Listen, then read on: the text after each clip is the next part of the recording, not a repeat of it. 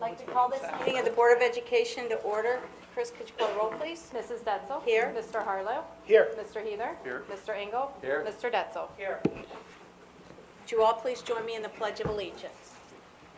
I pledge allegiance to the flag of the United States of America and to the republic for which it stands, one nation, under God, indivisible, with liberty and justice for all.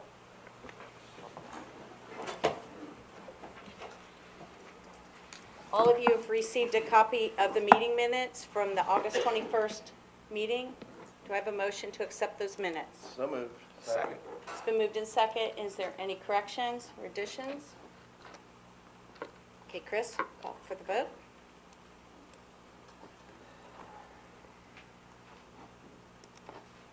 Motion passes 5-0. Okay, Pauletta. Okay. Good evening, board members, administrators, and special guests. We are pleased this evening to be able to honor one of our own Northwest Local School District employees who lost his battle with cancer this past summer. Mr. Randy Salmon was a custodian and a member of our maintenance crew, which is supervised by our business director. We have requested Mr. Jerry Durr, retired business director and dear friend of the Salmon family, to share a tribute to Randy. Jerry?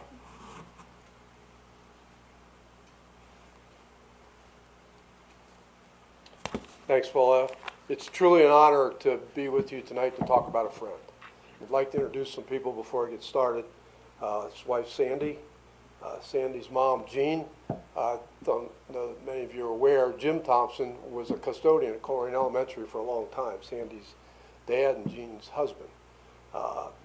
Then Rick Salmon, many of you know, who was 30 years in the district. It's Randy's brother and his wife, and Rick's wife, Kathy. And then Betsy, who is Randy's sister. And then Jan, who is Randy's sister-in-law. And then Sharon, who's behind Betsy, is Sandy's sister. I appreciate you being here. I will tell you one thing right now, Randy would not be happy with me because, one, he would never expect me to wear a coat. And the other thing, quite honestly, is he would expect me to spend time telling stories about him and the things that happened, and it would be, I guarantee you, it would be hilarious. But I really wanted to take the opportunity for you to get to know Randy. School districts are made up of various groups of people, all playing important roles in our goal to provide the best education for our students.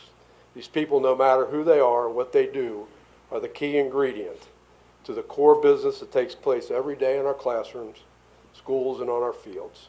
The Northwest community has lost one of those very special people recently to a tough battle with cancer. He was one of those people that make Northwest Local School District a special place to work. Randy Salmon began in the district at Struble Elementary as a custodian on July 8, 1991. He transferred to Taylor on February 28, 1994, where he remained until January of 2013, at which time he transferred to Northwest Maintenance Department. Randy was not a person you would hire by resume alone. And simply put, in fact, I remember when Randy asked me to write a letter for him recommending him for the position in the maintenance department. I thought to myself, that's no easy task to describe what he does for the people around him. I really had no specific skills to list. But I also knew he was just what the particular group needed at the time. And I ended up calling the maintenance supervisor, Andy Scheidt, and telling him, Andy, you really want this guy in your department. He will be the person to provide the glue on a daily basis for guys to work harder, enjoy their positions more, and be there when someone needs to laugh to get through the day. And that is exactly what Randy did, and he became a key member for Andy on that maintenance department team. This was Randy.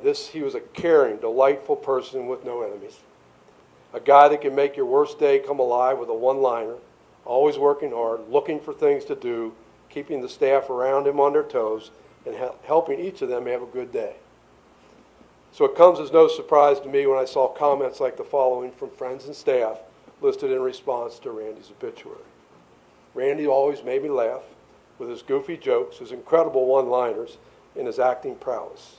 He could tell me a story and trick me easily. His personality brought us all fun, and we all truly blessed to have been a part of his life and he in ours. He always made going to work a new adventure, and I'm thankful for that. He made me a better person. Another person wrote, My heart sank when I heard Randy had passed. He was always talking about his wife Sandy and his kids, and he truly did. He was so proud of them. He was always helpful and sensitive to everyone's needs. He will be greatly missed.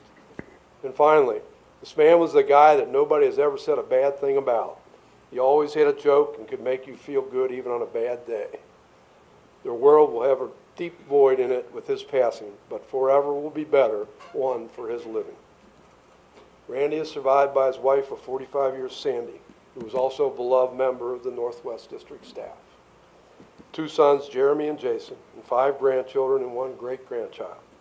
He loved the Bearcats, golf, bowling, horseshoes, and cornhole. Always figured out a way how those events were intertwined with a Bud Light. He liked Diet Coke, was proud of his keys, his mullet, and the fact that he wore white socks with his sandals. He was a true character, a person who people love to work with, a person who will be missed dearly in the Northwest family. He was able to keep his sense of humor through the end of his battle with cancer. Knowing he did not have much longer on this earth, he decided to throw a retirement party for himself so he could see everybody. In typical Randy fashion, the title on the invitation read, "Dying to Have a Retirement Party." It was a great day, a day to reminisce about all the wonderful and crazy times. He passed away less than 2 weeks later. May he rest in peace, white socks and sandals, and a Bud Light in hand.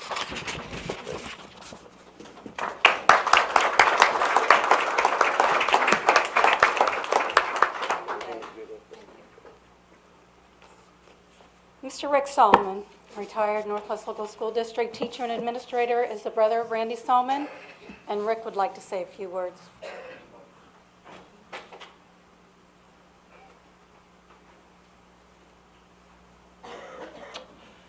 Thank you, Pauletta. Really appreciate it. On behalf of my sister-in-law Sandy and our family, first I want to thank Jerry for his kind words. As he said, he wasn't able to share any of the stories about Randy, thank goodness. But we really appreciate everything Jerry said. Also want to thank Todd and Pauletta and the board for making time for this. I know you guys got a lot of important business to do, and we truly appreciate you making time for us to be here and recognize the contributions that Randy made. He loved Northwest Schools. He was really grateful for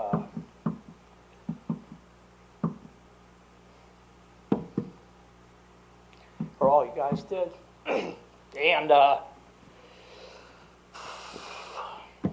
And he loved the people he worked with, Andy and Becky, Gay Isaacs.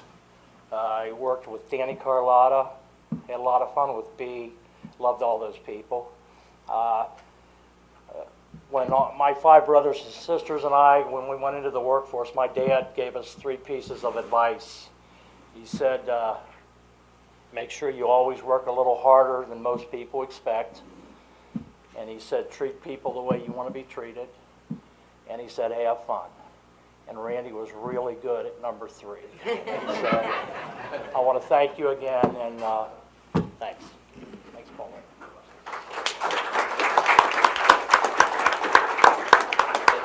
We would like to present a copy of the tribute read by Jerry to Sandy, Randy's wife, and to Jean, Randy's mother-in-law, along with a bouquet of beautiful flowers for each to remember Randy by.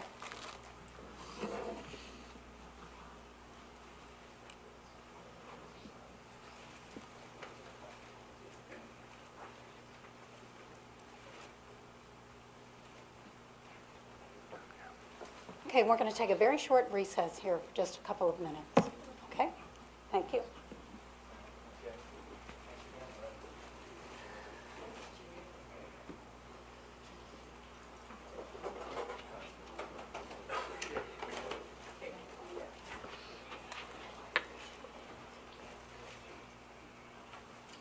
I'd like to thank everybody for this. Thank you. Thank you. Thank you.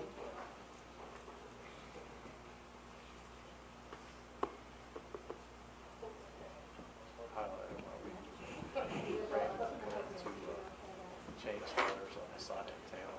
Yeah. And outside my window, I can see that.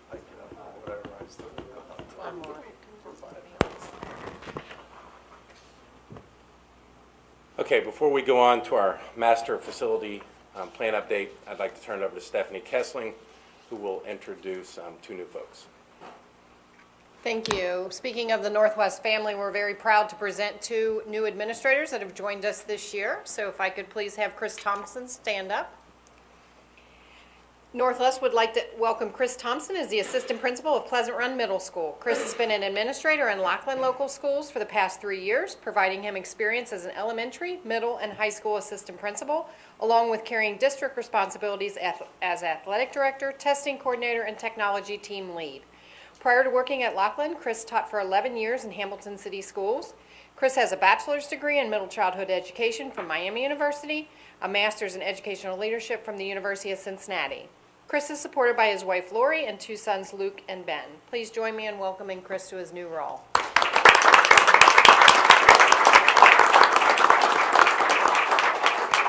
Thanks for joining us, Chris. And next, I would like to welcome Ame Murray. Ame Murray, thank you.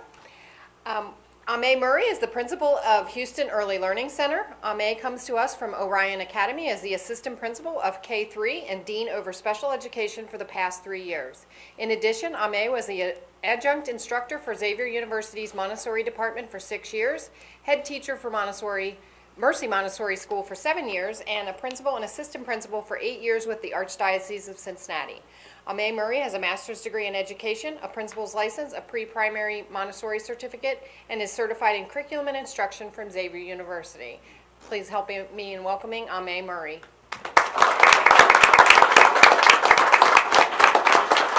Thanks to both of you for joining our team, and we hope your tenure here is long and beauteous. And if I could have both of you out in the hallway here, we'd like to take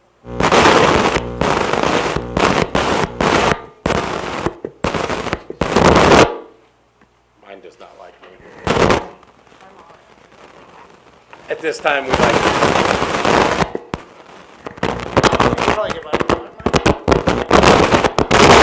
just like. Yes, I will switch next week. At this time, we'd like to turn it over to Pete Becker and our master facility plan update.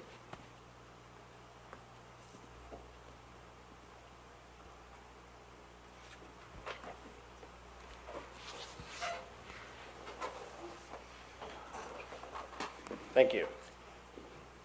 I'm going to keep it brief. I know we got a big agenda tonight, but we always love giving great news and talking about everything the community supported. And our typical update is going to, if I could figure this out. Oh, basically where we're at. Updates since our last update in January.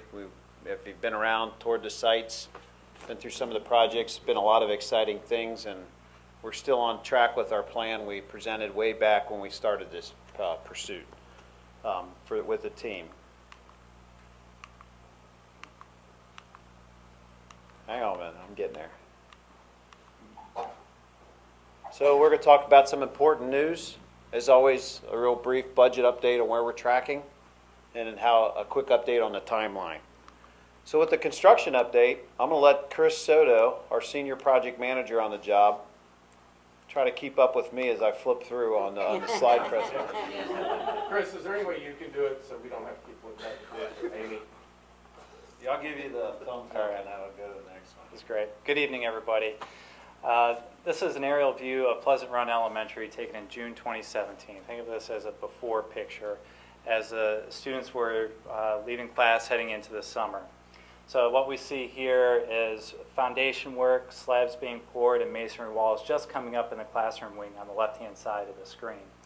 Fast forward 3 months to September of 2017, and what we've accomplished here is that the classroom wing is now 2 stories tall, 1 more floor to go. They're laying out the decking there.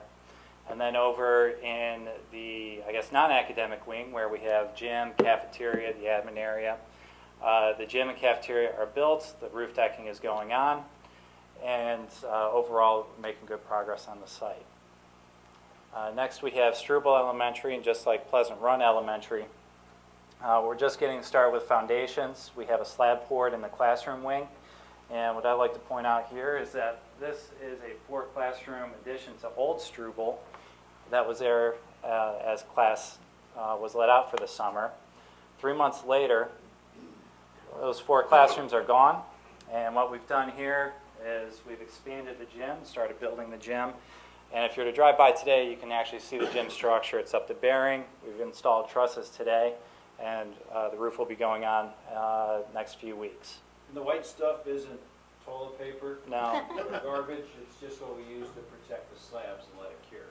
Sort of a joke on the job, though. Taylor Elementary is in a similar spot going into the summer. Foundations and slabs were going on in the lower level in the classroom wing. And 3 months later, just like the other 2 elementary schools, we're up to 2 floors tall in the academic wing, getting ready to continue the masonry walls up, finish off the 3rd floor.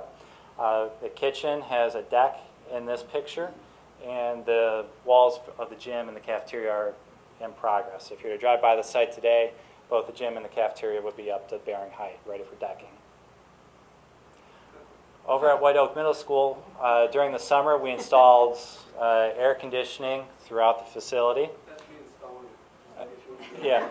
Well, we didn't tell you. Yeah, we didn't tell you that was actually the heating system, not the air conditioning.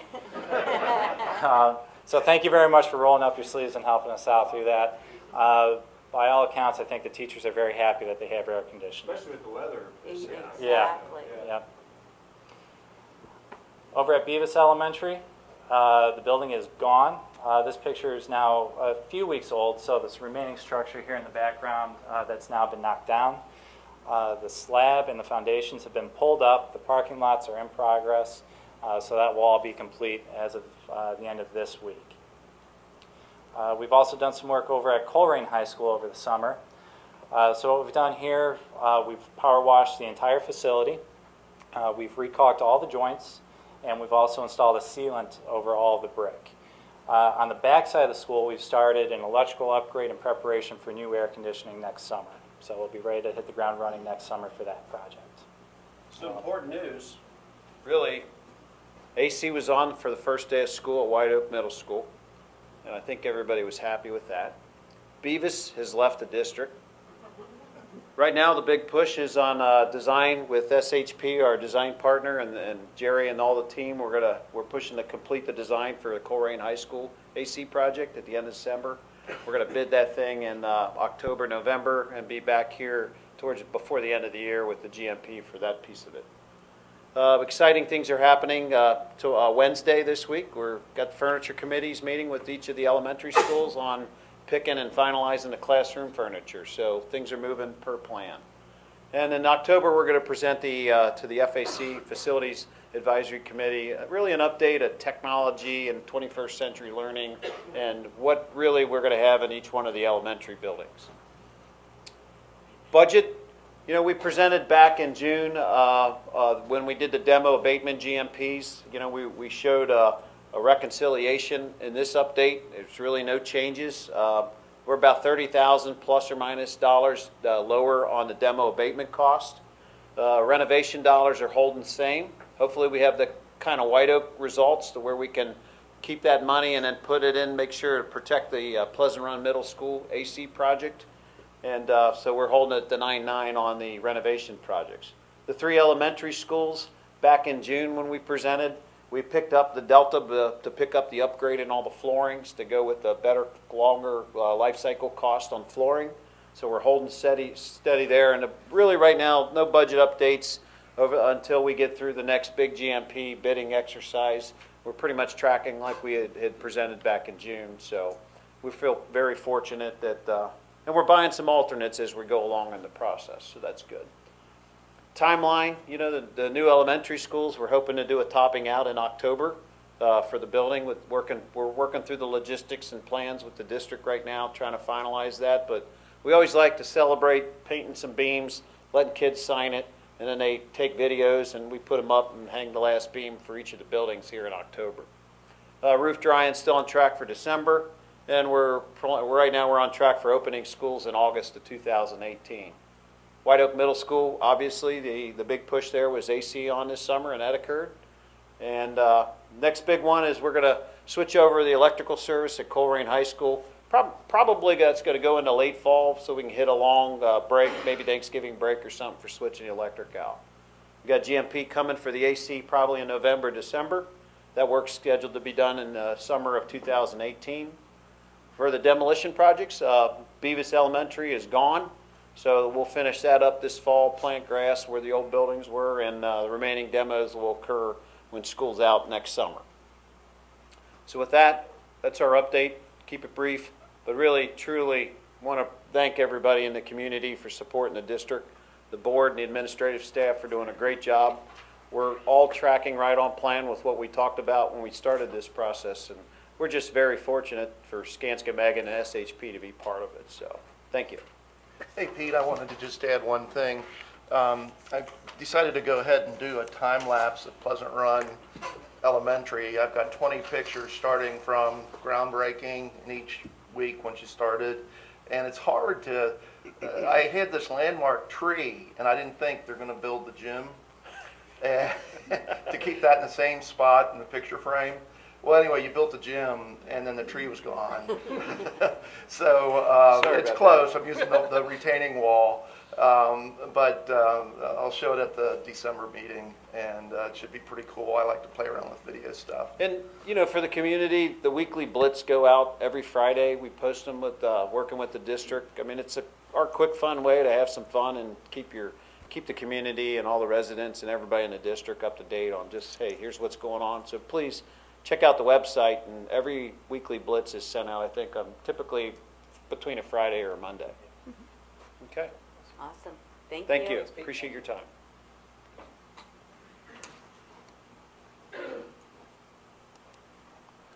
Okay, Michael, legislative report? Yes, and I finally have one of these again, now that the legislature has returned from summer recess. First item is actually not really legislative, but ODE has submitted Ohio State Plan as required under the Every Student Succeeds Act, which was passed by Congress in 2015 and signed to law by President Obama. This is a reauthorization and overhaul of No Child Left Behind. It's the federal education blueprint. Ohio has to make some changes in how it makes up a subgroup. The minimum sizes to be reported are actually a little bit smaller now, which means most districts will be reporting more subgroups in more areas. They will be providing, we'll also have to provide separate data on first-time test takers and retakes. It also will replace the annual measurable objective measure on the report card, which that was probably one of the least understood measures on the report card. And tracking chronic absenteeism as an indicator of school climate. That's something that will now be featured more prominently on the report card. Also, the Senate Education Committee has taken up House Bill 170, which sets up a permissive computer science curriculum and academic content standards for computer science, which districts are free to adopt if desired. This measure passed the House easily in June. That's my update. Okay, thank you. Okay, Jim, we'll move into Butler Tech. Yeah, I'd like to invite John Graft up, our superintendent at Butler Tech. We have a little presentation here tonight, and I'll let you introduce Tom. Absolutely. Thank you to the board for allowing us to come and speak with you tonight, and thank you to the community members that are here this evening. We work with around 130 companies in a variety of different venues. Our partnerships is what really sustains us at connecting students to jobs and giving them practical experiences. And I would say without a doubt that UC Westchester Hospital is the epitome of partnerships. And Tom Daskalakis is here this evening to give a brief presentation about some of the things that we're doing along with UC Westchester Hospital and Butler Tech. So at this time, I'd like to introduce Tom Daskalakis from UC Westchester Hospital. Good evening. So I have been asked to kind of share what the students that come from Northwest that go to Butler Tech, what they experience. I will tell you, they have not experienced anything like this. If we go to the next slide, a very simple piece. It's a way of bridging the didactic component to true experiential learning and really showing them what's in the workplace. Next slide. So for those of you that are not familiar with Westchester, we are in Westchester. We are a brand new facility, just now 8 years old. But what's unique about Westchester is we are part of UC Health. UC Health has a tripartite mission, which means we believe in clinical excellence, but more importantly, we also believe in research and education. And that education just doesn't go towards MDs or nurses. It's the up-and-comers that are going into the healthcare profession. And that's really what's unique about this. Next slide, please. So immediately I get asked, well, why is Westchester doing this? There's so many things to worry about, and I will tell you, number one, selfishness. For those of you that do not know, the majority of workers in healthcare are baby boomers. Baby boomers now are entering a phase of where they're getting ready to retire, and when they retire, healthcare across this country will be hit severely.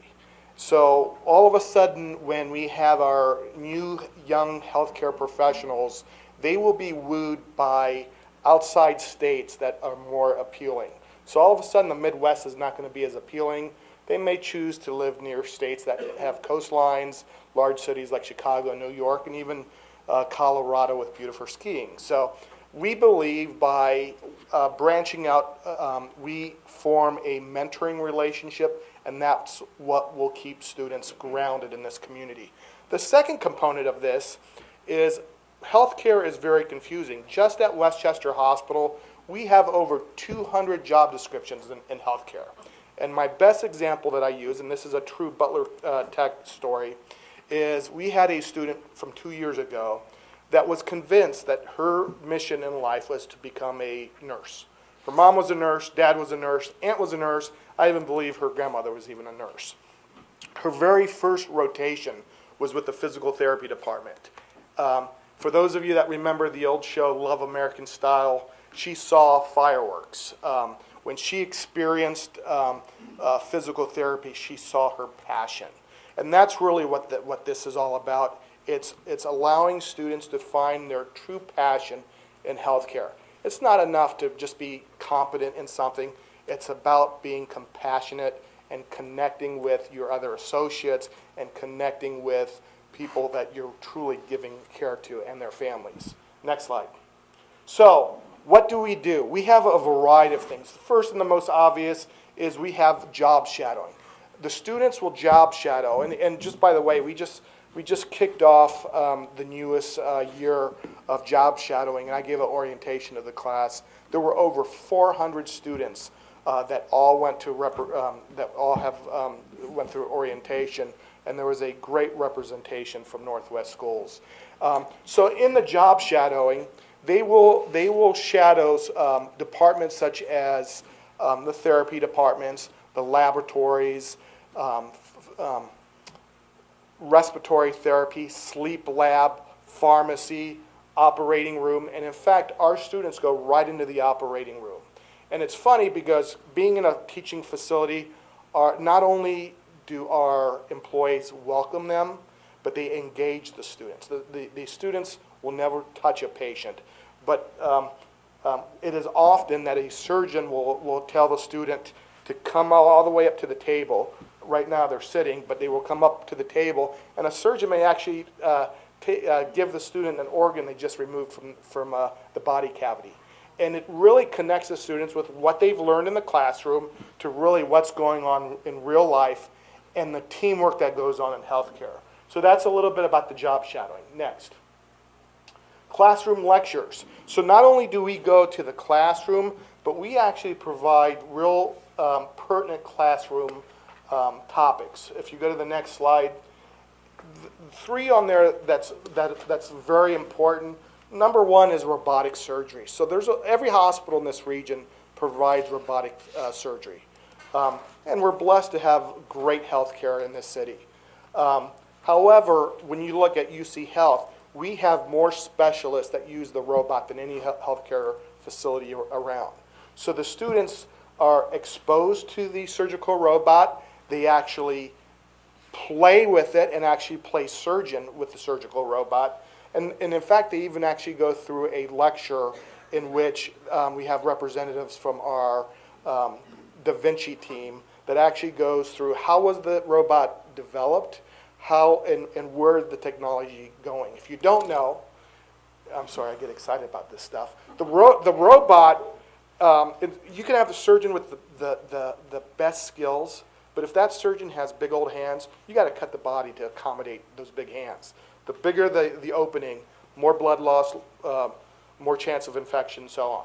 The robot actually enters the body through 4 pencil-sized openings, obviously allowing for less blood loss, and still utilizes the technique of the surgeon to do that robot. At Westchester, we actually were the first in the state that actually that does robotic surgery, putting all 4 of those devices right through the belly button without having a scar. Those students get to see how that was developed and where that technology is going. The other big piece is EPIC training. Every single hospital, pretty much from Toledo, Ohio, all the way to Kentucky, utilizes EPIC as the IT platform.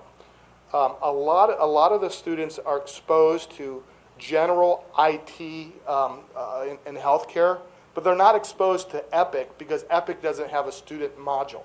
We actually have the students, we bring them on board, we actually sign them in as basically new hire employees, and when they graduate from Butler Tech, they actually get hands-on knowledge on utilizing EPIC.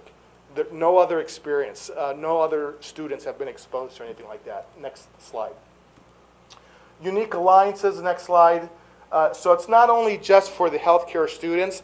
Healthcare is going into a hospitality focus. So we've engaged culinary students, cosmetology students, where they come out and provide manicure, pedicures, hair redos to our patients and our employees.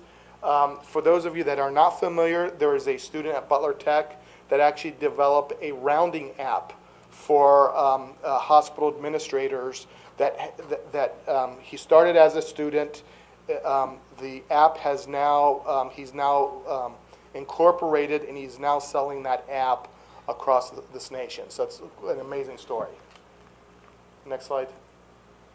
Project Search. If you're not familiar with Project Search, that is a, next slide please. That is an opportunity for students between the ages of 18 and 22 with mentally development challenges, for them to be exposed to their first job opportunity. It is a 9-month internship where they are given entry-level tasks. 100% of them, when they graduate, have positions, not at the hospital, but we help pave the road for them to obtain their first jobs. We've actually hired many of those students, and they do a phenomenal job. Next slide. And then what else do? We actually do mock interviews with the students to prepare them in the real world. We allow them to do business shadowing. We do resume critiques and mock interviews, internships, and we even have volunteer opportunities for the students. And I believe that is it. I'm willing to take any questions. Okay, thank you.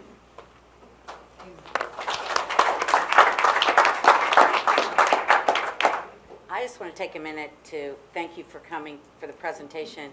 I think it's so important that we get this out there. Our students have the opportunity to do all of this through these programs at Butler Tech. And it's just amazing what they can do in high school to be prepared for their future. So the more we get this out here to let our kids know, so they can take advantage of these programs. Thank you. Thank you.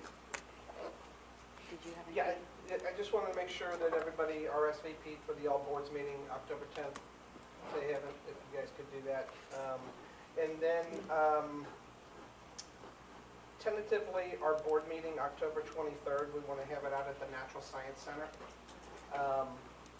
That's right in front of Monroe High School where the farm is for our kids. So Chris and Michael, and if you guys can check, and Bob, check your schedules and see if that's so you guys can make that.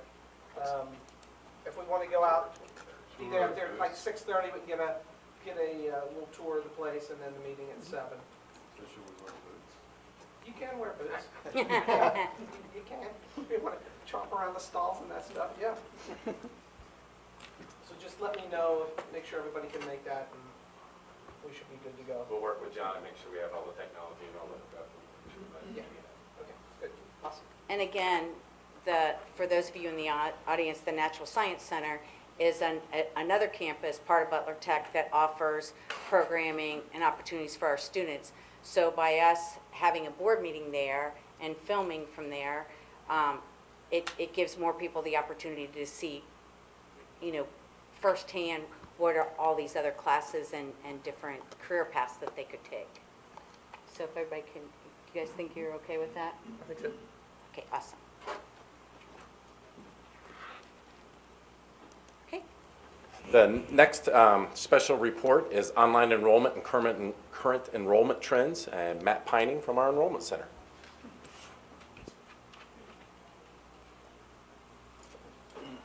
Thanks, Todd.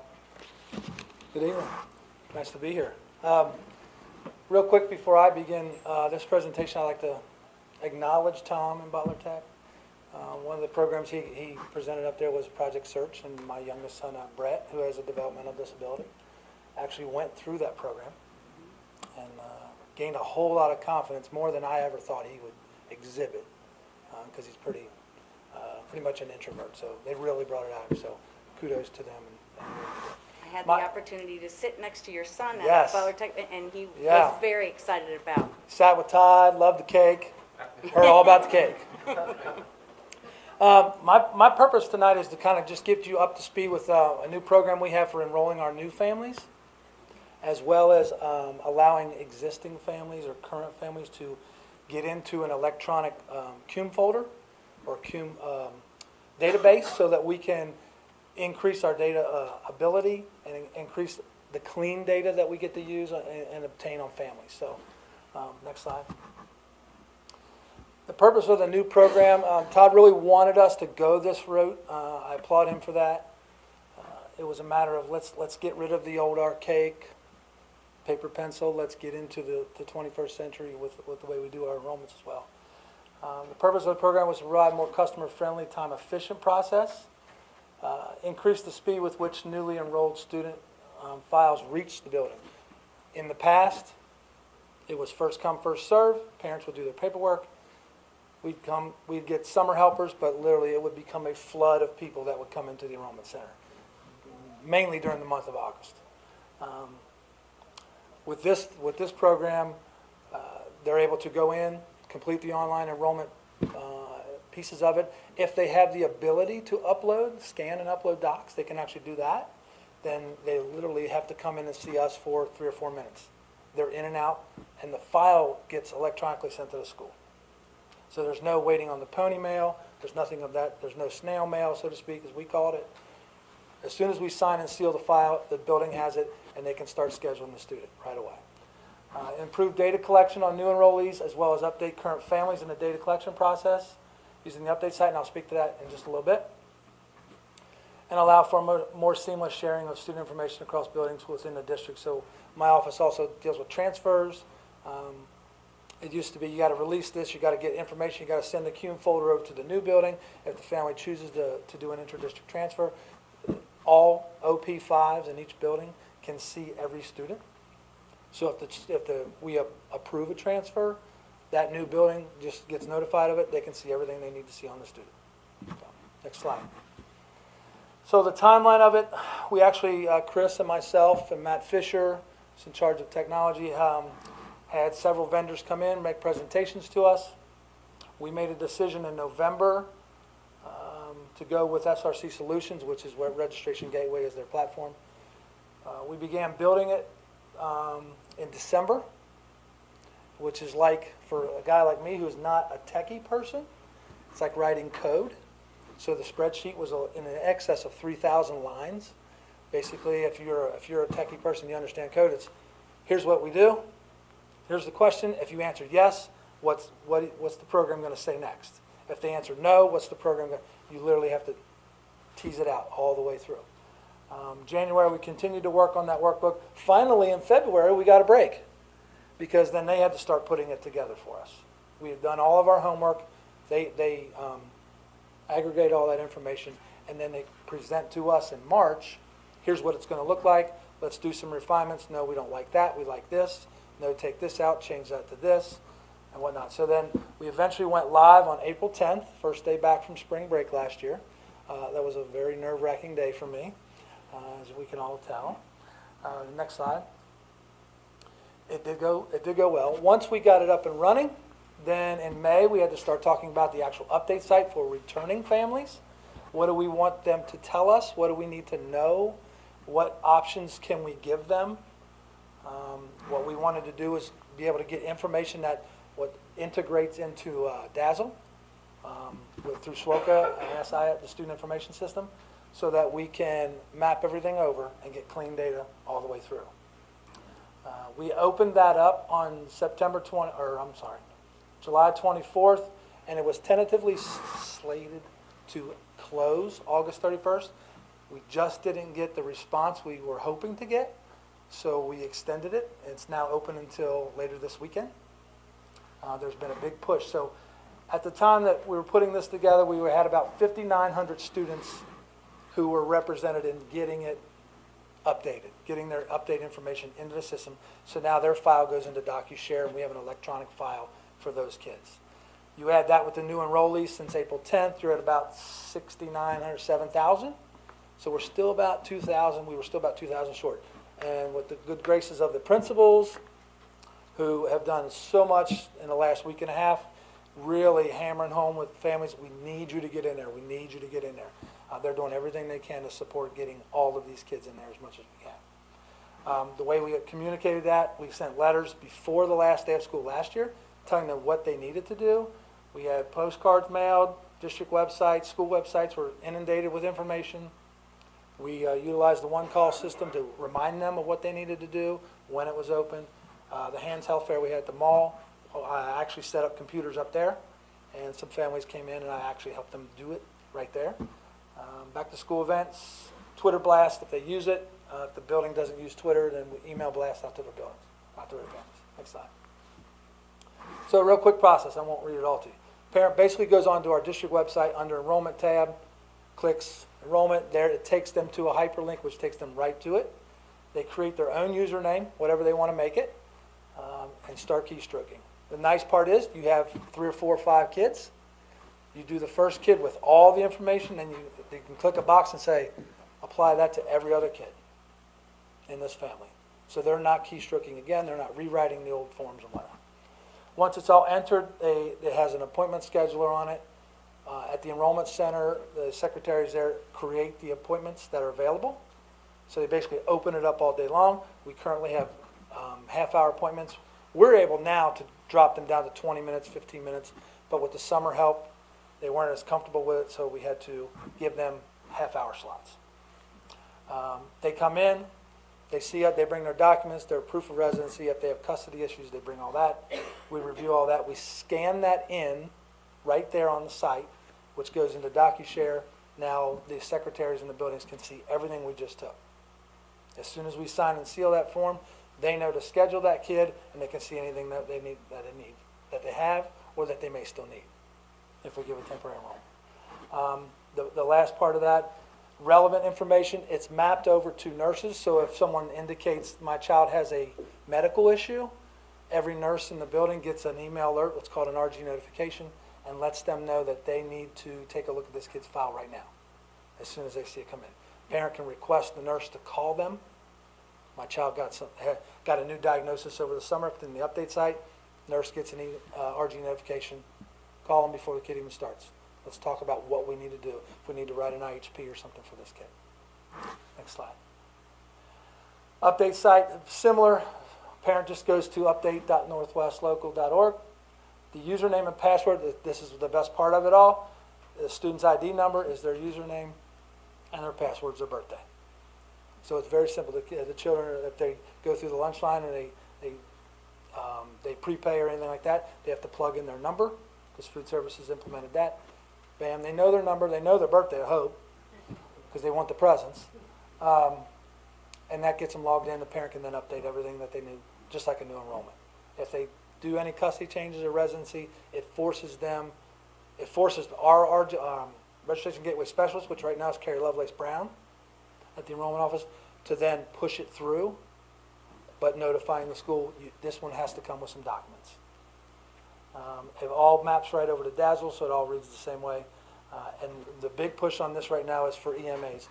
There's a deadline that we have to meet in October as a public school district for EMAs, new EMAs, by Ohio Revised Code.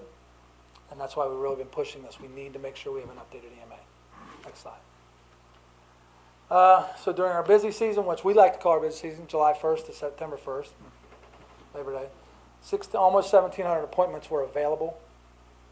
We enrolled 807 students just in those 2 months. It doesn't include prior to back to April 10th and since then. 1,256 families were assisted in some way. Maybe they needed to come back. Maybe they needed help with what do I need. We talked to them, sent them on their way. They came back with their documents. The RG specialist, Carrie Lovelace Brown, I can't say enough about her. She took over that. There's always a link on a website. When it says if you're in problems, click this link. That link went to her email, district email. She responded to over 1,000 emails in this time to parents struggling with information. She just found a way to incorporate it into her day. She worked a lot of long hours. Todd was gracious enough to give me time to keep them late. 116 phone calls made to notify parents. This is the one we weren't sure what happened, but inevitably it did. We had parents make an appointment and not show up. So our process of protocol was if they don't show up before you start your next appointment, you pick up the phone and call them, hey, we missed you. Did you forget about us today? Oh, I forgot. Okay, can I help you reschedule one right now? If you live real close, can you swing in right now? I'll see you right now. Some way. Constantly trying to get them to come in. Next slide. During the busy season, the other part of it that is kind of unknown, we're processing withdrawals. During this time, we've processed 503 withdrawals from the district for a variety of reasons. We work with EMIS to locate students, make changes for state reportable data. Work with the treasurer's office to finalize some homeless billing for transportation from the last school year or under every student's CDACs for foster place students, because I'm also the homeless liaison and the point of contact for the district under those two areas. So there's always finalizing all those so we can start paying the new bills. And then making contact with other school districts. Brenda Miller created a Google Doc graciously so that the schools can find out or keep tabs quickly who's not shown up.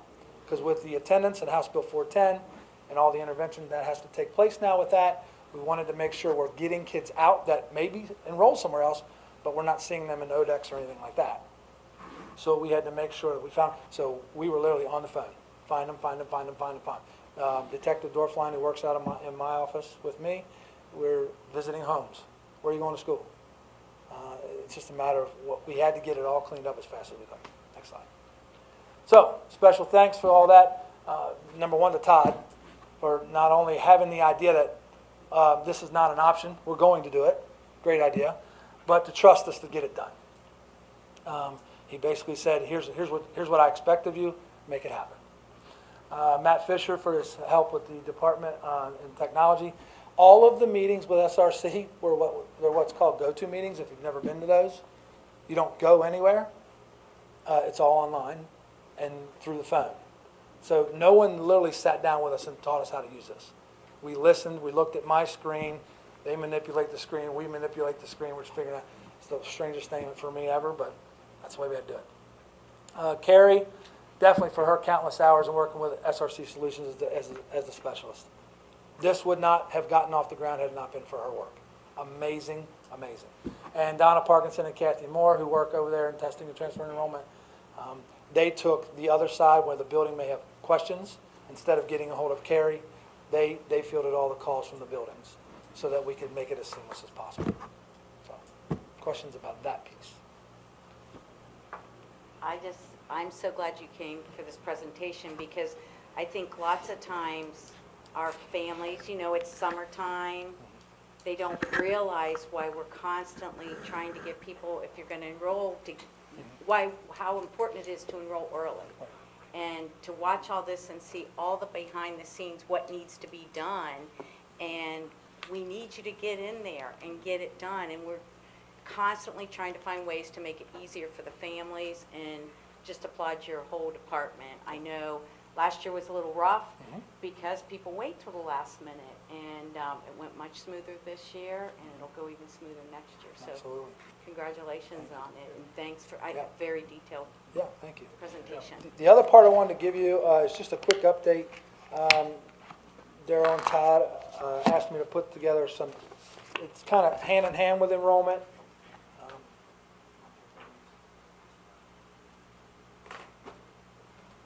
Didn't really tie into the PowerPoint, so I just gave it to you here real quick, so you you can chew on this and we can get back with me through some emails and whatnot.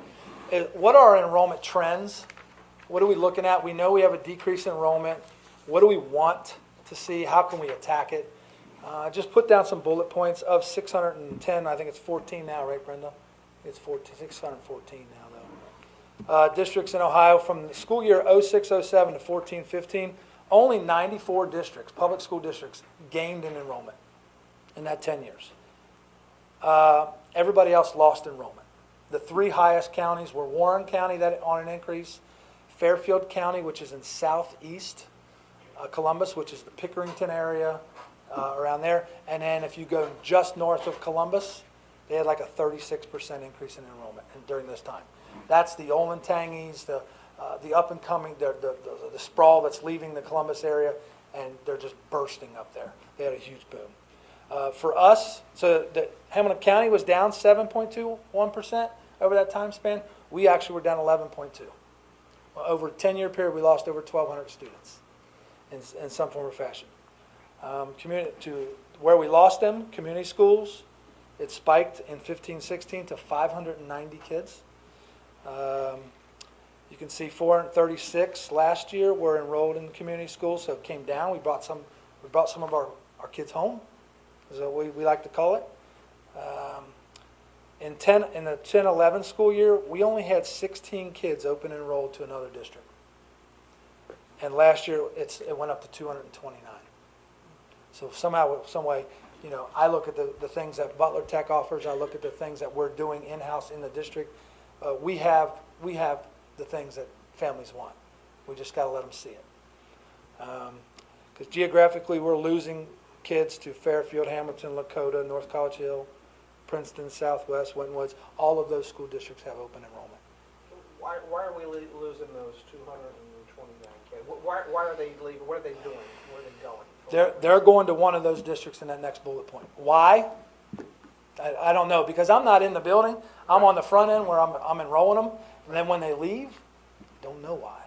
But I live in the district. My kids went through the schools here, their entire schooling career, and given all the things that are happening with new buildings, the excitement in the community is, you can feel it. They're ready for it. So why they're leaving, I don't know, but I definitely feel I have a sense that there's something different now. And for this year, our enrollment trend is up 167, I believe. Right. We also are moving to all-day kindergarten for next year, which will also help increase enrollment. If you look at where they're open enrolling to, I have data that shows that our district student achievement data is higher than the districts that are boundaring us. I mean, it's pretty clear. Fairfield is in our common group, and we outscored them basically on a lot of things. Is there Same any with reason Wynn Woods. for us to have open enrollment?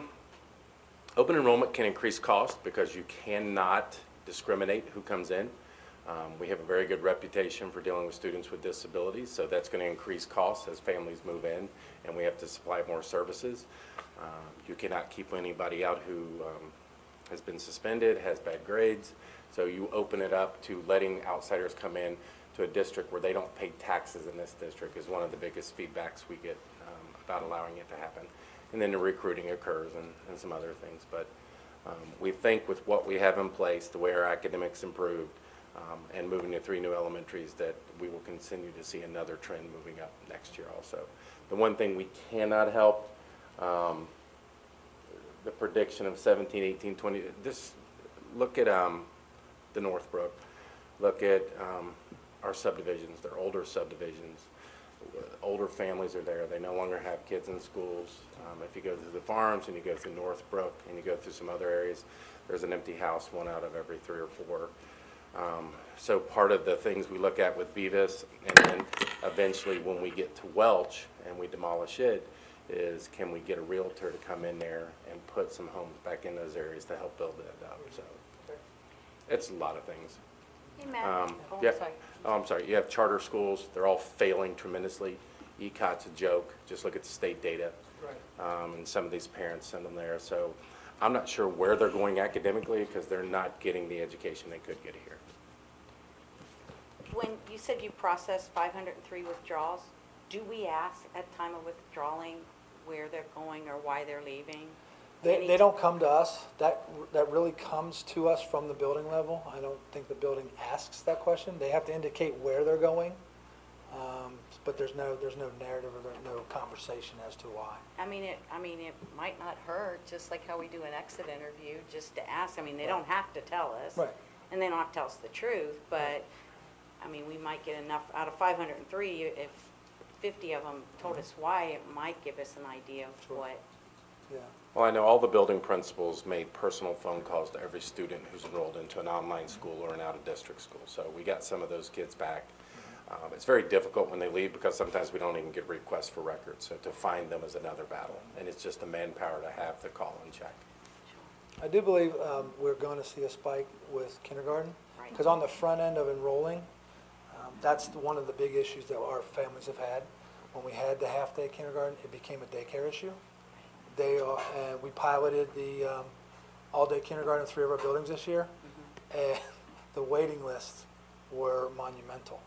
So I think the fact that we're going to have that is going to be fantastic for us. Absolutely. Fantastic. Thank you. Thank you. Thank you.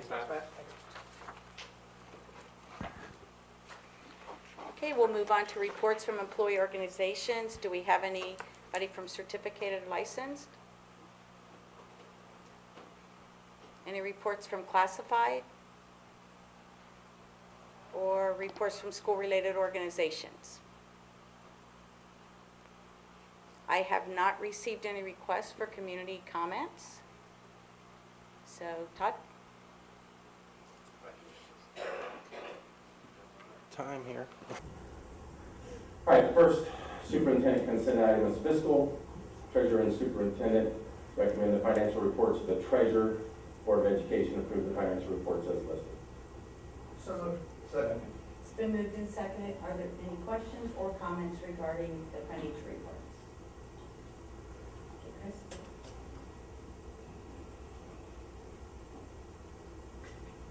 Motion passes 5-0. Next item is certificated licensed personnel. Certificated licensed personnel retirements and resignations. Superintendent recommends the Board of Education approve the certificated licensed personnel retirements and resignations as listed. So moved. Second. Moved and seconded. Are there any questions or comments regarding certificated licensed personnel retirements and resignations? Yes.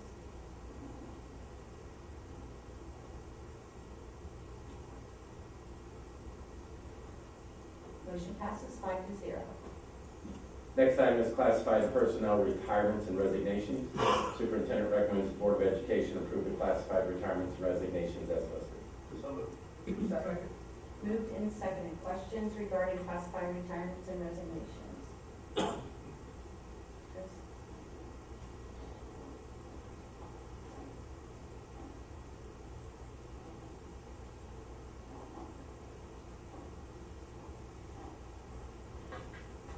Motion passes 5-0. Next item is a fiscal item. It is new funds, Title 4A, Student Support and Academic Enrichment, and Learning Links, Cincinnati Children's Theater. The Treasurer and Superintendent recommend the Board of Education approve the new fund as listed. So moved. Second. Moved and seconded. Questions on the new fund? Okay, Chris?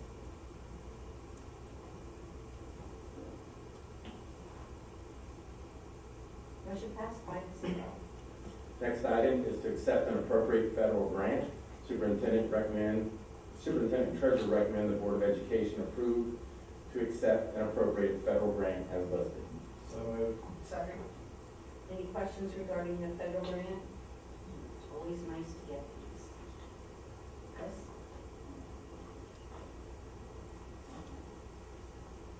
Motion passed 5-0. Next item is then and now certificates are for $3,000. Superintendent Treasurer recommend the Board of Education authorize the payments of the $3,000 requiring a then and now certificate as listed. So moved. Second. Moved in second. Questions? Comments? Chris?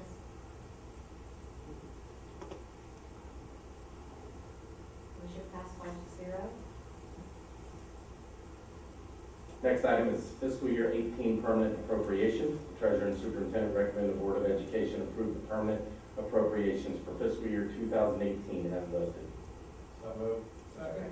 Moved in second. Any questions regarding the permanent appropriations?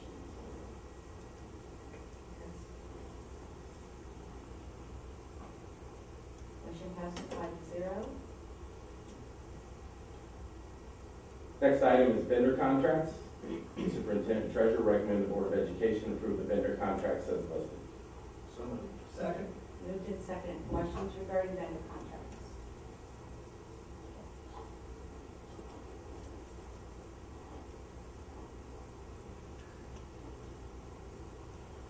Motion passes 5-0. Next item is a donation to Northwest Local School District. Marilyn Beeman, sister-in-law Debbie Beeman, deceased, would like to donate $180 to the Mountain Heights Elementary School Library for the purchase of books. Superintendent recommends the Board of Education approve the donation to the Northwest Local School District as listed. So moved. Second. Moved in second. Any questions? Just like to thank the Beeman family for their generous donation. I'd like to second that. Thank you. Yes. Motion passed 5-0. Next item is certificated licensed personnel items. The Superintendent recommends the Board of Education approve the certificated licensed personnel items as listed. So moved. Second. Moved and seconded. Any questions or comments regarding certificated and licensed personnel?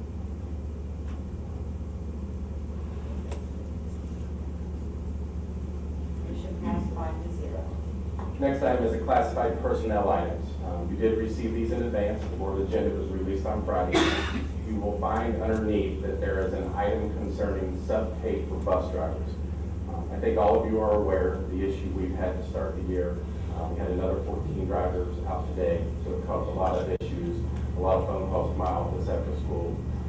No, it's not the blue flu. It's not having enough substitute bus drivers in order to fill the routes. So some of the drivers you see in the audience are in the middle of a route, and they will go back and pick up kids out of the kindness of their heart. They will double up on routes. They will show up to a school and have 2 numbers on their bus because we're taking 2 sets of kids home. And they are doing an outstanding job. So we've got the core of our bus drivers who are, no polite terms, kicking butt and taking names, and they're doing a great job. But we've got to do something to increase our subs, the number we had. So we originally had on here 1625. After discussions amongst us, we would like to we would like you to consider step 0, $18.16 for sub drivers an hour, and that is our recommendation. We want to be transparent. We want to put it out in front of everybody and give your feedback on what you think is appropriate. But our recommendation is to change it from 1625 to 1816 an hour. I think, Todd, like you said, it is hard. You drive by any school district and there's great big signs, drivers wanted. It's everywhere. And we have great drivers. They are transporting our most precious commodity, our children. And I know people are frustrated because they're getting to school, sometimes they're getting to school late or maybe a stop missed, whatever. But we cannot get more drivers if we don't increase our pay. And we're up against this with all the other districts. So I, for one, am I am absolutely in favor of raising it to that rate and hoping that way we will entice drivers to subs to come to our district over our neighboring districts, so that we can take some of the pressure off our existing drivers and we can make sure we get enough subs every day. So I think that's a very good move. I agree with that.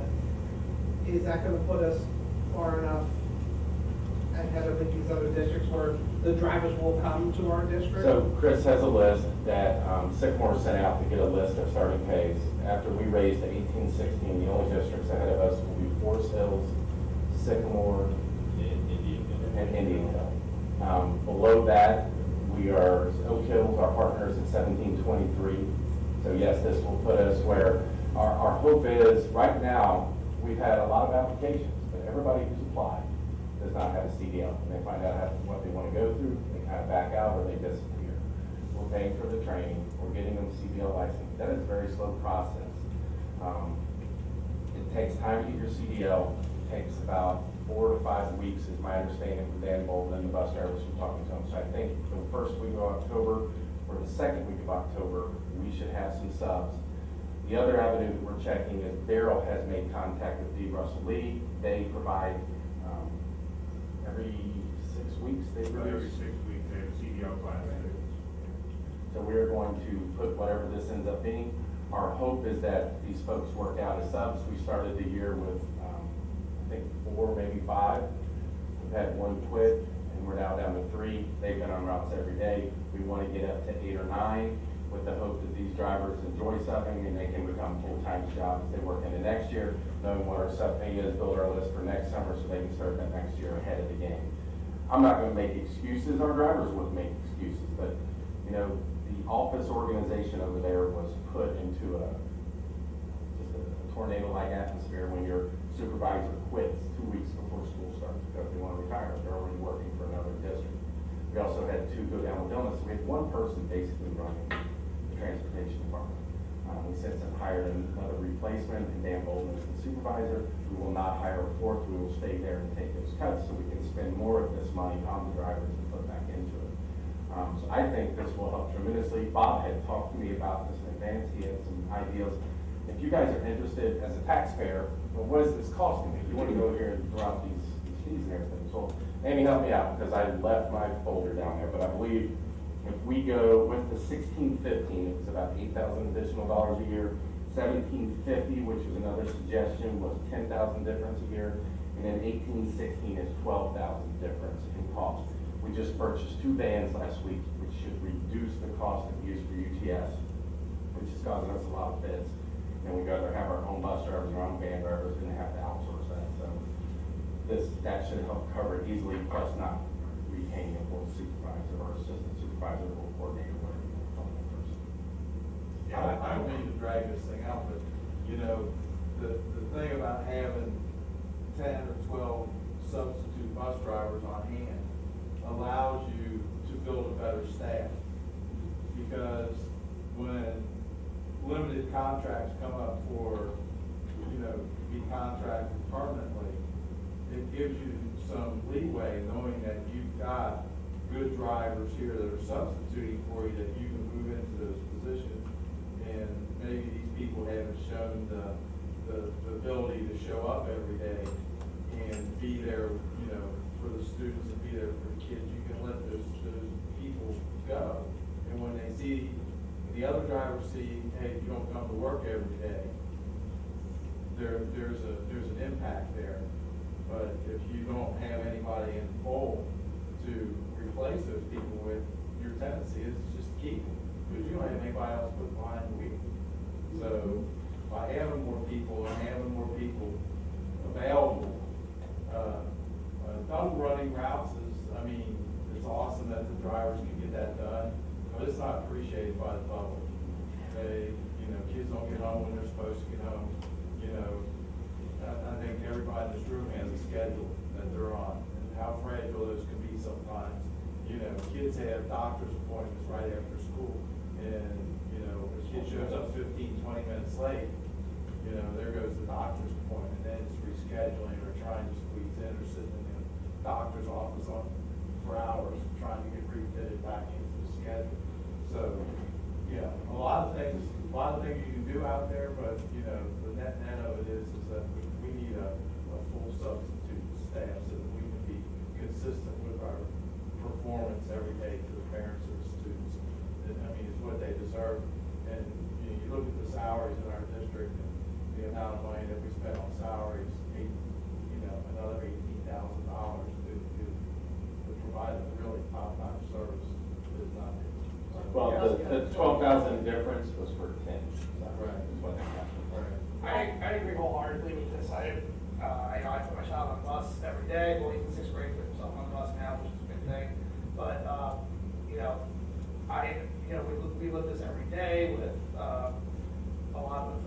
a lot of the substitutes and everything, you typically ride plus 80. You know, I know kids are, you know, struggling with this, and the bus drivers are absolutely going above and beyond. I've had good friends say, you know, geez, we have the flus, and it's not. It's the same stuff that's going around, same stuff the kids get. They bring on the bus. They bring their germs on the bus. My kids aren't just 2 days of school this year. You know, stuff's going around, and the bus drivers are susceptible to it too. And you know, anything we can do to alleviate that burden at this level is, you know, and this cost is absolutely a no-brainer. And I wholeheartedly support this. And I just want to thank all the drivers who are really going above and beyond and picking up extra shifts. It's not easy to double up for the bus drivers either. It's a longer day for them. It's more kids for them. It's kids they don't know very well. It's all these things that create a lot of stressful situations. And I'm sure you're not getting thank yous when you're running a little behind. So I'm sure that, you know, people don't stop to think that you're doing the best you can, and sometimes people's tempers get away from them, and it's not fair. You have to take the brunt of that since you're there on the front line. The other thing I think is smart, I think the 3 districts that you mentioned, I wouldn't think that we're competing with the drivers to drive all the way over here from Forest Hills or Indian Hills. So by us being, you know, the highest paid all in this surrounding area, I think it's going to make a huge difference. And that is what's best for the students in this district. That's what's best for the transportation department. So. Well, the other thing we were hoping with step 0 is that it would encourage them to take on a full-time position, because then they have a year under their belt to start at step 1. So we were hoping that would be enticing to them also. Let's start from 0. But how are we going to get the significant increase, that's a nice increase, on subs out to the potential workforce? We're going to make sure that we advertise every way we can. I don't want the issues of it's too hard to apply for a job in this district. We have 3 secretaries, and we will put there, if anybody needs help applying, I will sit down and I will sit on a computer and fill out the applications, and we will work with them any way we can, but through the paper, through the media. We need to get it on Facebook, we need to get it on Twitter. And Facebook is just that double-edged sword where the drivers really get stuff they have no business deserving. My bus was 4 hours late, or 2 hours late, and the driver didn't even know. Well, this is a driver who already took his or her route, and is coming back to take another route that they haven't even driven yet. I talked to 2 St. I parents this afternoon. Very nice people, very pleasant, very supportive. Both wanted to show up tonight to give support for raising this up van. I told them no need. I said I will call you back first thing in the morning and let you know how that goes. So we've also got to work on a communication tool. So I talked to Chris today about a Twitter account. I need to put a Facebook page because I don't want people to get on there and get rotten. But with Twitter, we can change it so they can't respond back. And Jamel at Welch is doing a great job with this. So she'll put a bus number, tell them what time they left and when they're going. We just need a way to communicate, because the 2 at St. I said, well, I met with Tim. And Tim's a principal, and he's communicating. They don't know how to hook up to this communication piece. So we've got to get that connected through the parochials. We've got to get our here, because everybody has a cell phone. So if we get them to sign up for text, if we talk to Matt about getting a transportation, I don't know, somehow where we can just say, you know, we don't want to blow people up, but I don't think it's that annoying to get a text and say, oh, bus 46, mine rides 20, it doesn't matter. At least we're communicating, and we can help so that when they get there, they're not getting just ripped on because they're doubling up and doing everything they can. And it's not fair. Like I said, our core drivers are awesome, they're phenomenal. But we've got some who, just like teachers, just like administrators, just at other districts, and just like other classified employees, they don't come to work every day. The flu is going around. I think Dustin was out with 104 fever in the hospital almost, so we just need some. I just want everybody to know we're doing as much as we can. I was going to bring this up in my comments at the end, but I think we've covered it pretty much here. You know, Todd, I was real impressed this summer driving down Coleraine Avenue and seeing a bus parked with the big old banner that we were hiring. I mean, I know that was cost, but if we could add to that banner how much, you know, we're paying. And it was also neat that the bus got moved around. So you keep driving the same place and it's still in the same place. You kind of see it once, but it was kind of cool to see it over here and then over here. So it's more, obviously, so we'll work on that. Stephanie can talk to her buddies in other districts, see what they do. I think Daryl's got a great hookup with D. Russell Lee. Yeah, that's. When's that next It's an class adult start down program. for the CDL? It's rolling about every 6 weeks. They graduate another class. They're actually looking to add the school bus endorsement onto the class, so they're coming out Nice. more ready. So Chris McKee and I have been talking to them at D. Russell Lee about trying to make that connection so that people who graduate there know that we're a viable option. Maybe we could get Chris and Daryl to go up to one of the evening classes, take some drivers who know what it's like to drive a bus and have them talk to them and help recruit. You know, But we got to do whatever we can. And yes, we'll pay you, Tracy, you know, for your 2 hours. Darryl, last year Montgomery County came down to Butler Tech and wanted us to start the CDL because they had so much interest up in Montgomery County, up there in Dayton. You know, just because, so we opened up another CDL training up there because, you know, the county came down and said, look, you guys do it right. You know, can you guys come up here and start a class? Well, the other thing is, We did. there's got to be a lot of safety training. It's very Yeah. difficult to drive a school bus when Yeah. you've got little ones you're responsible for. We try our best to put no parking on John Rose. They still park there and make it difficult.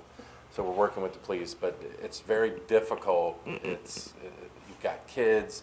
Just because you go take a CDL class at Butler Tech, we've got to do a lot of training to get them in the mindset.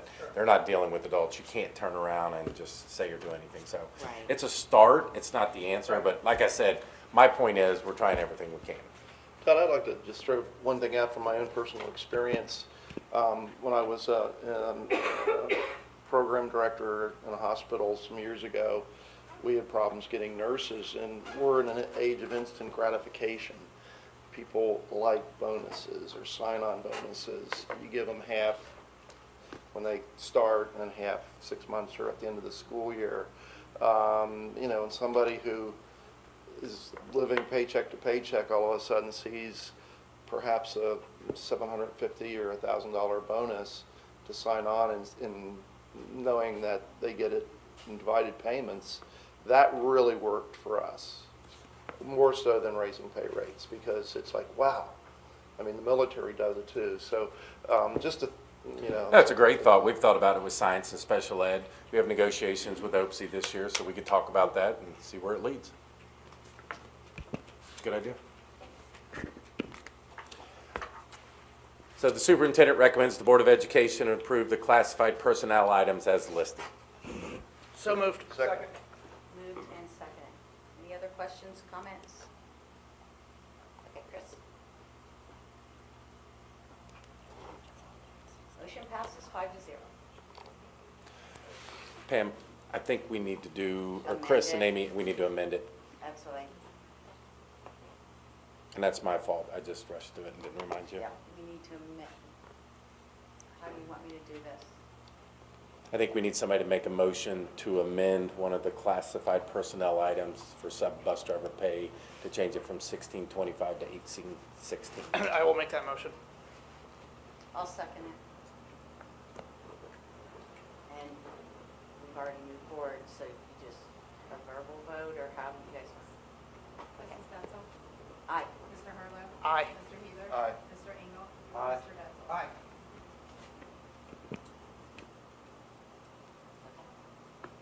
Motion passed as amended.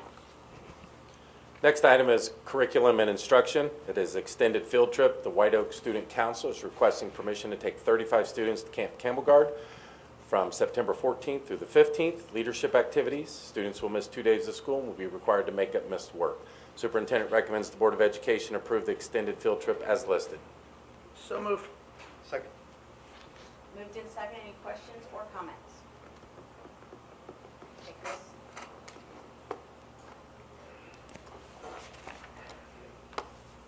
Motion passes 5-0.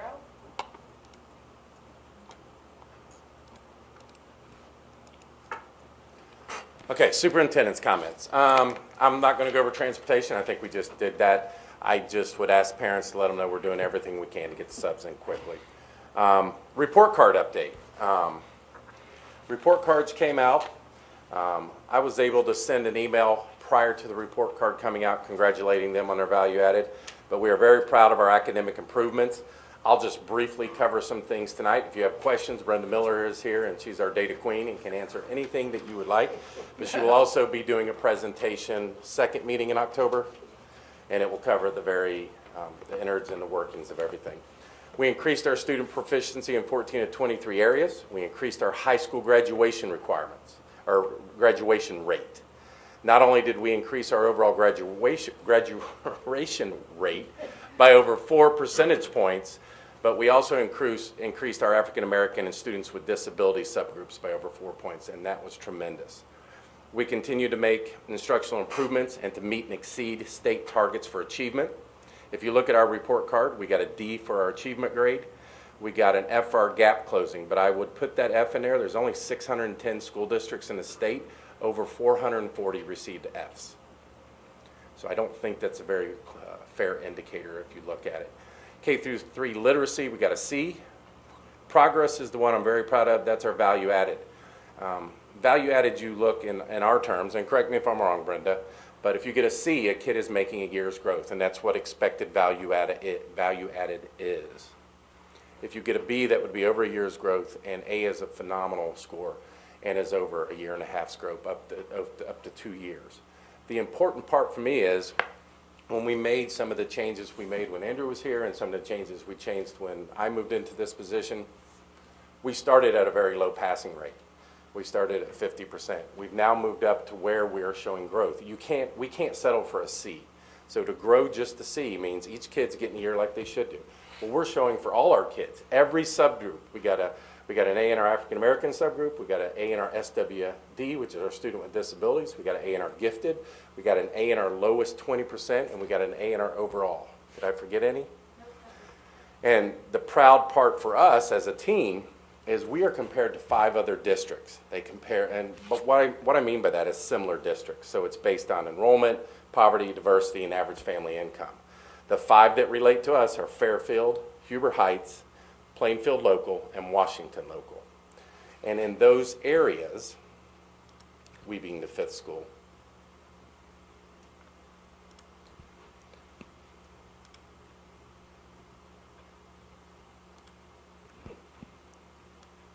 out of all those categories, we were first, tied for first in indicators met. Doesn't mean much. We all received Fs, so I don't want to try to sugarcoat something that's not there. But when you get over 440 out of 610, there's obviously a problem with the way the state is doing things. For performance index, we tied for second. 4-year graduation rate, we tied for first. 5-year graduation rate, we tied for second. Overall value added, we were the only district in any comparable for similar districts to get A's across the board. No other district was close. They missed it in 2 categories. AMO grade, we tied for second, but that was 4 districts getting an F and 1 getting a D, so I don't want to sugarcoat anything there either. It's just one that's very difficult to get. And K through 3 literacy, we tied for second. Achievement component grade, we tied for second. Graduation component grade, we tied for second. Progress component grade, we were first. Gap closing, we tied for second. K through 3 literacy, we tied for second. Prepare for success, we tied for second. So if you look at the bordering schools that Matt had up there, we did much better than Winton Woods, we did much better than North College Hill, and we did better than Fairfield across the board if you look at everything. This is what you'll see on the state report card. I congratulated our teachers. The work and the success they've done can be attributed to what they've done in the classroom, the changes our principals have made, the classified employees in the classroom assisting, and they've done a great job. So we still have problems in the state of Ohio. I think when it's all said and done, the state testing system will change. I think when it's all said and done, there'll be an ACT score and there'll be a Terra Nova for the young kids. I can't prove that, but that is everywhere we're starting to see is norm reference testing. The Columbus Dispatch came out with a great article this week that Dustin shared with all of us. Why do poor black kids continue to do worse on Ohio's standardized test? What they talk about is economically disadvantaged is defined as those households making 185% of federal poverty level or less, 37,000 for a family of 3. The gap is 34 points in 5th grade math. This is statewide. 34 points in 8th grade reading, 35 points in high school algebra 1, 32 points in high school algebra 2. The gap, in fact, exists to some degree on every test. It's not just Northwest. The focus has been on testing with very low focus on putting something into place to change the test. We have some senators who are working on that, who are really pushing to make changes. It also shows that districts with higher concentrations of poverty also struggle the most on state testing and other metrics. The 65 lowest performing districts in Ohio have 7 times as many economically disadvantaged students as the top 65. So that says a lot there. Of the 124 districts that scored an A or B on performance index, only 2 have economically disadvantaged. Districts scoring an F on performance index have more than 10 times the percentage of economically disadvantaged students that those getting an A do.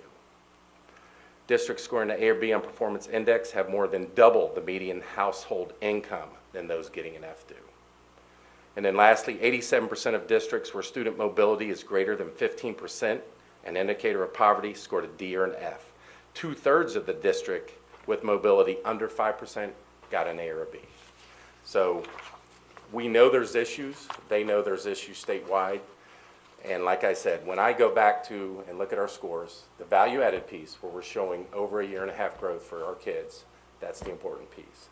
So, And that's what will lead to the improved achievement and the Correct. closing the gaps and everything else. exactly. We've made a lot of changes. When Amy goes over a 5-year forecast, we can talk about how some of the money was spent differently, curriculum-wise, and some of the changes we made. So we'll be doing a presentation on that. Brenda will give you the basics of the data. She's got a great presentation that she'll put together that really digs down into it. You can see exactly what's going on. But there's a lot of things out there on Facebook. That group that just left there, our bus drivers, I have to send them emails and say, quit posting things on Facebook because they take it personal. And it's not even bus drivers. They're fighting for our academics. And I'm like, guys, if you need facts, call me because I don't want you to put something out there that's not factual. But we will respond to everybody, one person at a time, and get the word out of the changes we're making and the improvements we're making. So from last year to this year, big changes. I attribute that to the great staff we have in all our buildings, the administrators' leadership, and the team that I have up here who does 99% of the work. So it's very much appreciated and just something I think that we need to celebrate on because when you have good scores, you do need to celebrate. So last thing I have is I'd like to do some tours with you. So Monday through Thursday, 3 o'clock.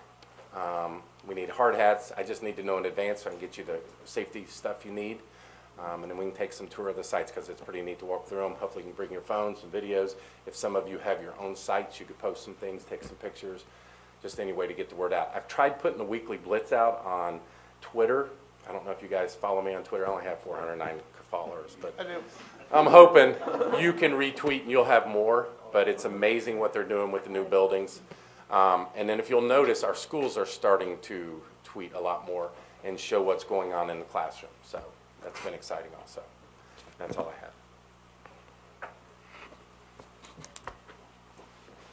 Okay, for those of you in the audience, this is community communications. It's a time that if there's anything that was brought up during the meeting that you have any questions, you can just raise your hand. You don't have to come up to the podium or anything. Does anybody have any comments, questions? Yes, sir.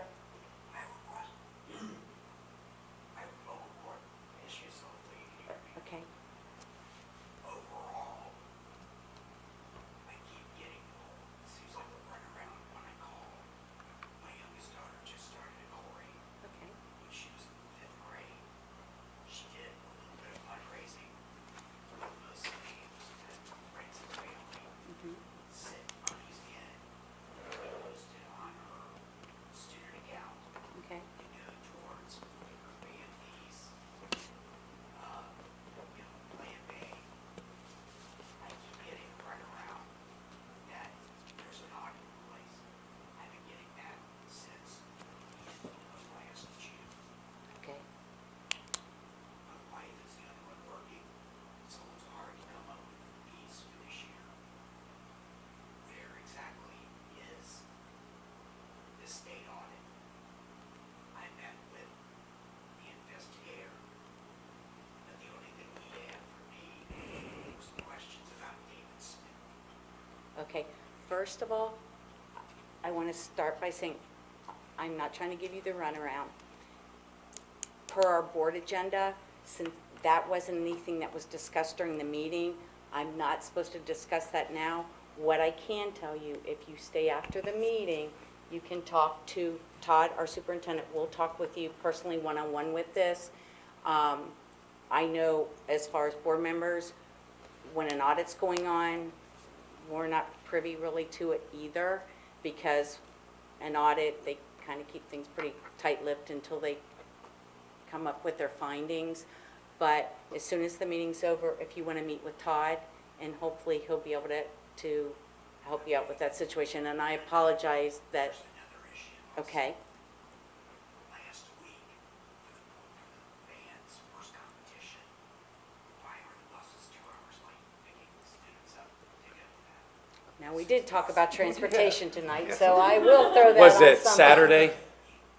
Yes. Yeah, it's, I would have to look in without guessing. I would have to make sure the time was marked correctly when they requested a sub-driver. I've had other phone calls when I was the former business director where a bus driver got up late, did not get where they were supposed to be. No excuse except somebody messed up and didn't get there on time.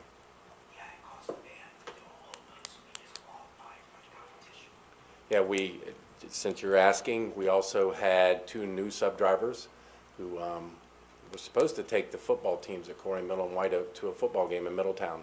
Went to Middletown and didn't take the kids with them because all it said on the field trip request was kids at Middletown. So with new drivers, and we've got a bunch of them, I'm transparent. We messed up. We're trying to fix those things, but none of it's done on purpose or with the intent of hurting kids. We're just as upset as you are. What about the color guard uniforms not being ordered?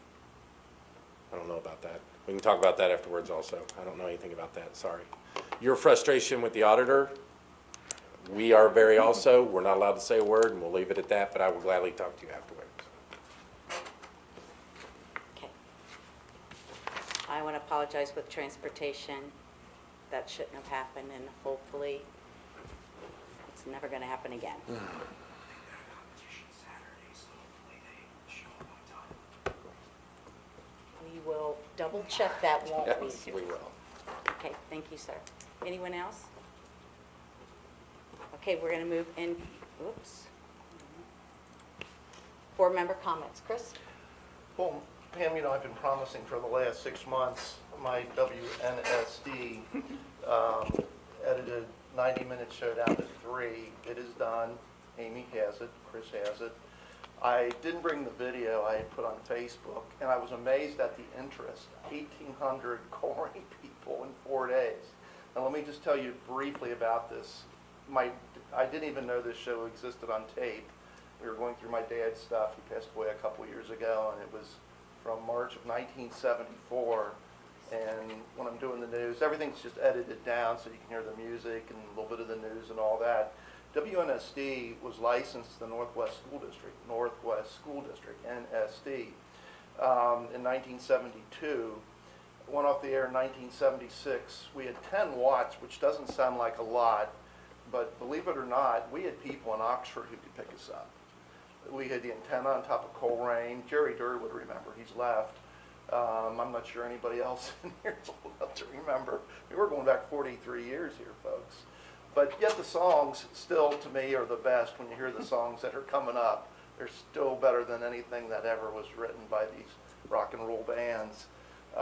So anyway, I do kind of, when I first heard it, I thought, that's me. I sound like a 10-year-old boy. I probably still do, but it just, it was something that I finally got done. And Amy, if you will roll it.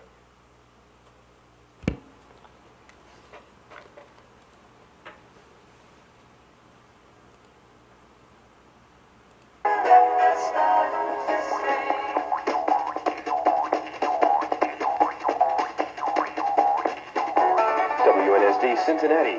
Time again for FM 90 News. Thank you very much, Bill Snyder. 8:02 in the Groesbeck area. Time for the 8 o'clock edition of Stereo 90 News. Reporting for Stereo FM 90, I'm Chris Either. Good evening. First off the wire from Washington, the Nixon administration today proposed legislation. The Allman Brothers from the Brothers and Sisters album, and that's called Rambling Man on WNSD.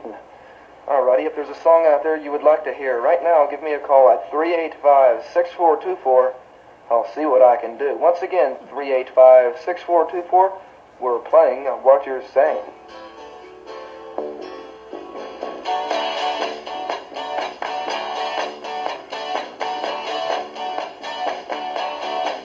Well, I don't know why I came here tonight. I got the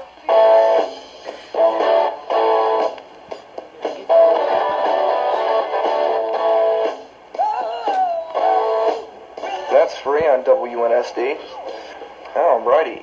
Just a reminder, the Struble Elementary School will hold its annual carnival on Saturday, March the 30th from 1 o'clock until 7 o'clock.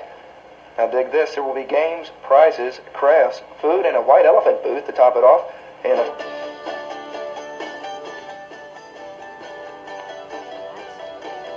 Ann Fisher, Chris Geisen, Chris Heather, Bill Snyder, Tim Anderson, Terry Burke, Drew Warren, Greg Johnson, Randy Heights, Steve Hester, Gary Huber, Linda O'Shea, Tom Schroeder, Patty Salucci, Sharon Lee, Scott Abel, The Mad Hatter, Al Owens, Mike Milner, Ken Worley, Tracy Overshainer, Doug Burhager, and Delmar Moody. WNSD. I listen to the radio, waiting for.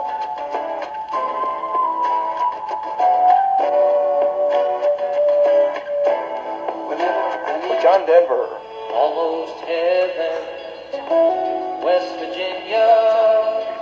Tonight, playing some fine rock and roll music, so stick around and give them a listen, okay?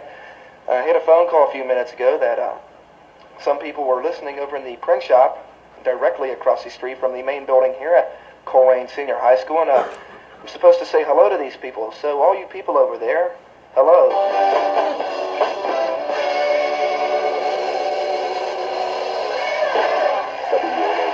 Ann Fisher and Mike Milner. Have a nice. That's it.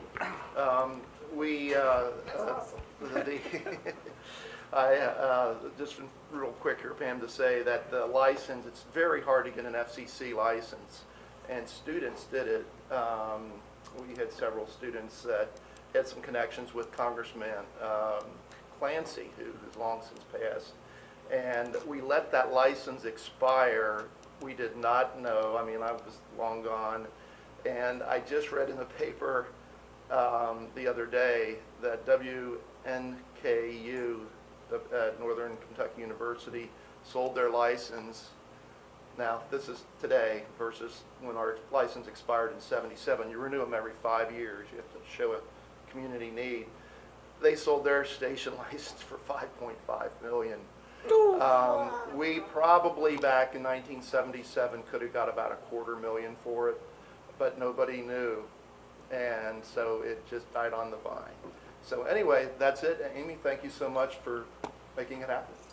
Chris, did any of the people that did that, did any of them go on to be DJs? It's funny you should ask. The biggest name that you would recognize is Bill Dennison from WLW. Right. Then there's Chris Geisen, who was a drive time jock. His dad was a teacher at Coleraine. He was like the prime station drive time jock up in Indianapolis and hit some major markets. Tom Schroeder worked for WGRR, and a guy named Rick Bernius did some work, and then I actually did some work for WGUC for a year or two. And then I found out that wasn't my calling. But I still love playing around with video stuff and audio stuff, and that's why at our last meeting I will have the time-lapse thing of the Pleasant Run Elementary. Awesome. Good job. Thank you. Michael? I'm supposed to follow that? Yep. Okay, I hope everybody has a good time at homecoming. There we go. Bob? I'd just like to say it was nice to see Randy honored tonight. I was telling Pam before that the Taylor sign was right outside my window, and once a week he'd come up to change the letters on the sign, and as soon as I see him pull up, I'd walk out there and talk to him for like 5 minutes. So that was like the highlight of my week to get out of the office. But yeah, it was good to honor Randy. He's a great guy. It's good to see all the people here from transportation. I'd like to apologize to the people of the school district for what's happened so far this year, but, you know, we're gonna do everything we can to get everything back up and running and be a positive force in their life. I hope that Northwest wins their homecoming game Saturday night or Friday night. Yeah, I just wanted to piggyback what Bob said about Randy, and it was very nice that Rick came back, because I've known Rick since I was in middle school, and saw Jerry Durr, and it's good to see those guys back again. And I just wanted to thank Tom Duskalakis from Westchester Hospital, just kind of showing what our kids, the opportunities that they have to work at the hospitals and that. And just want to remind everybody, all boards meeting October 10th, make sure you RSVP. And then October 23rd, make sure that you guys let me know if is everybody okay with that date out there at the Natural Science Center? Yes. Everybody's good? Okay. And then Todd, you'll contact John or Marty Durham, who's I was talking to, the assistant superintendent out there. She'll get it straightened out. Okay. Awesome. Sounds good. I just want to say, I think sometimes administration worries about a meeting going late. To me, it's only 20 till 9, and this was an awesome meeting. I mean, it started out on a sad note with the eulogy, but on a positive note of that, to sit here, that shows the family that this district is.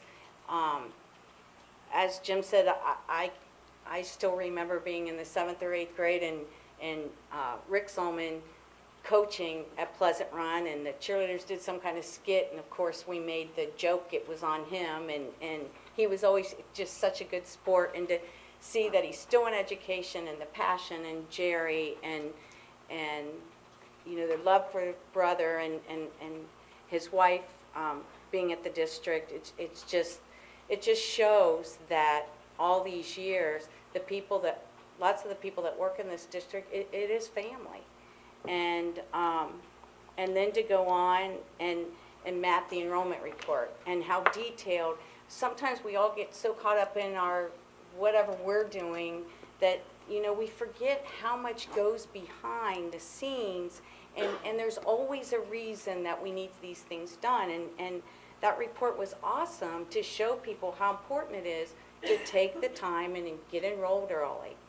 And then the Butler Tech report, to have the head honcho at Westchester Hospital take the time to come here and show all of us what our kids, oh my gosh, not only are they getting in operating rooms, but they're able to hold organs. I'd be the one laying on the floor, but in the robotics and then how it ties in with the culinary and everything else. It was just an amazing report.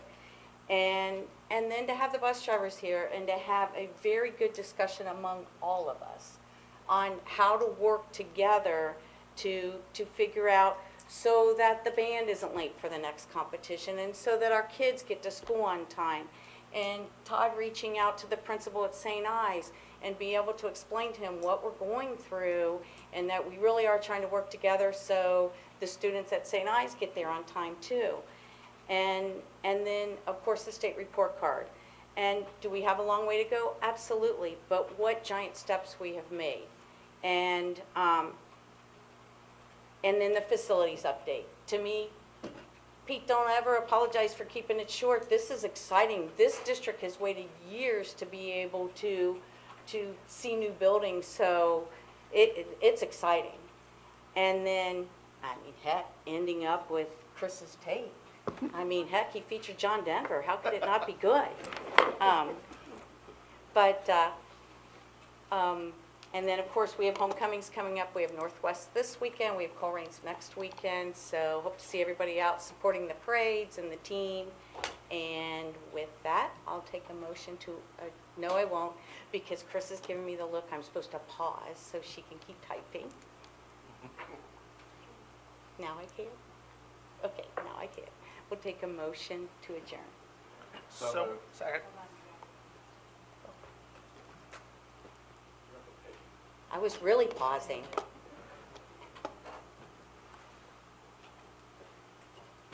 Did we get the motion in a second? Here we go, yes.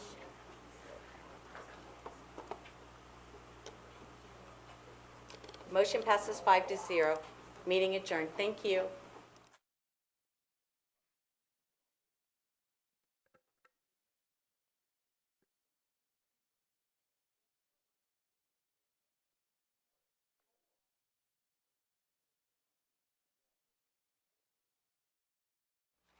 I'd like to call this meeting of the Board of Education to order. Call the roll, please. Mrs. Detzel? Here. Mr. Harlow? Here. Mr. Heather? Mr. Engel? Here. Mr. Detzel? Here. Would you all please join me in the Pledge of Allegiance? I pledge allegiance to the flag of the United States of America and to the republic for which it stands, one nation, under God, indivisible, with liberty and justice for all.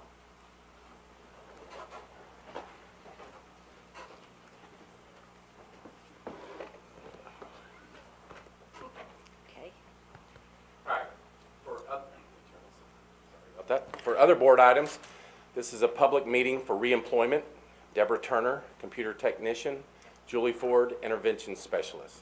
Members of the public are invited to provide input to the board on the issue of reemploying Deborah Turner and Julie Ford during their service retirements. Speakers are limited to 5 minutes each, and all public comments must be closed after 30 minutes. A sign-up sheet will be used if necessary to determine the order in which persons will address the board. At this time, do we have anybody who would like to address the boards in regards to Deborah Turner and Julie Ford as a reemployment retire-rehire?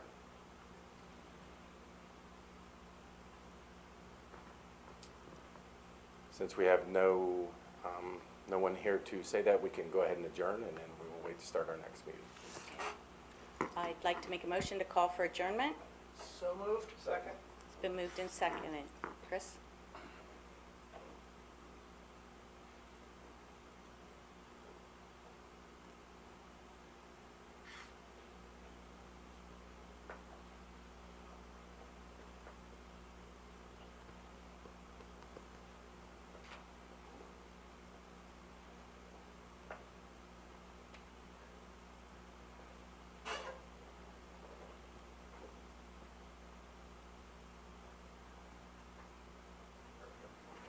Okay.